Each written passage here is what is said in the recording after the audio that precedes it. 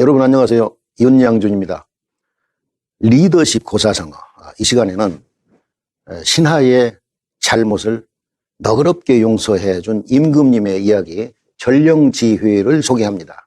전령지회, 끊을절, 갓근영, 어조사지, 모임회, 갓근을 끊고 즐기는 연회, 이런 뜻이죠.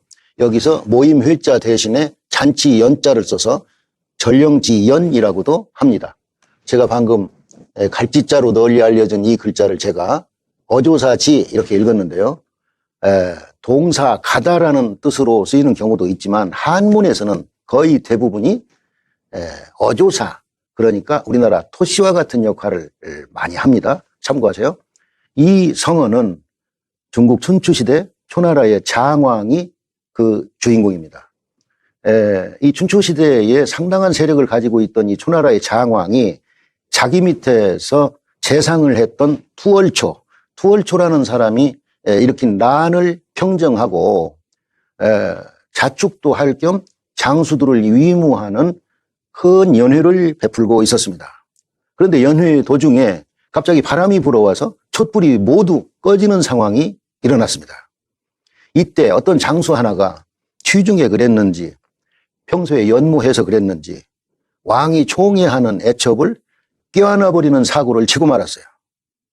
요즘 말로 성추행을 한 것이죠. 당시에 이 나라 국법은 왕의 여자를 건드린 자는 사형에 처하도록 되어 있었어요.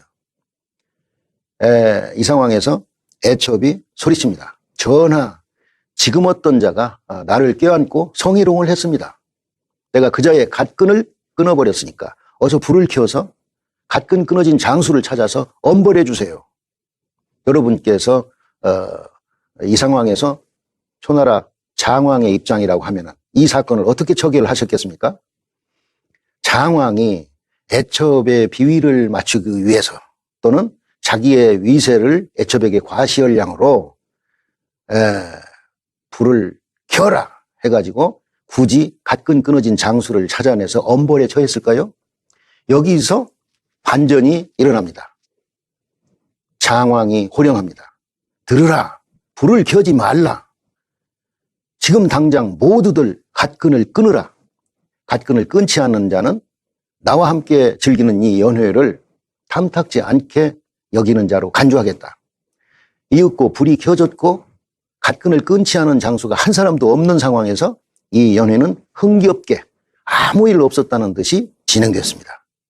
과시 한나라의 왕노로 달 만한 도량 아닙니까? 이 장왕이 3년 후에 이 초나라가 진나라와 전쟁을 벌이는 상황이 되었습니다.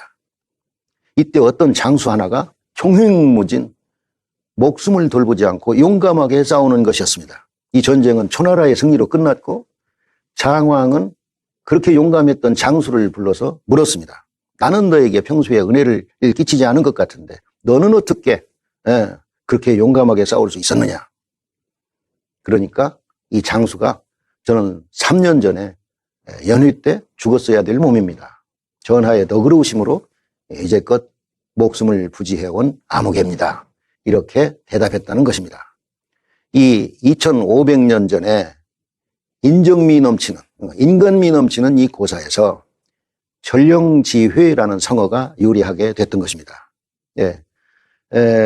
조직을 관리함에 있어서는요, 한 사람의 잘못을 엄하게 벌함으로써 100사람의 경계심을 일깨운다고 하는 일벌백계라든가 군령을 어긴 장수의 목을 울면서 뱉다고 하는 읍참마석과 같은 단호하고도 추상 같은 조치가 필요하죠. 그런데 때로는 너그럽게 용서해주는 리더십도 필요하지 않겠습니까? 피도 눈물도 없는 리더십은요, 절대 성공할 수가 없습니다. 사람들이 사는 세계이기 때문에 그렇습니다. 용장은 지장을 못 이기고 지장은 덕장을 못 이긴다는 말이 있습니다. 무자비했던 항우가 포용력이 있던 유방에게 패한 이치와 같다고 할 것입니다. 인정이나 관용이 뒷받침되지 않는 이런 리더십은요, 배반자가 배반할 명분이 되는 것이기도 합니다. 맞습니다. 이 전령지휘의 리더십은요, 친구나 제자나 자녀나 부하나 누구에게나 적용할 수 있는 교훈이기도 합니다.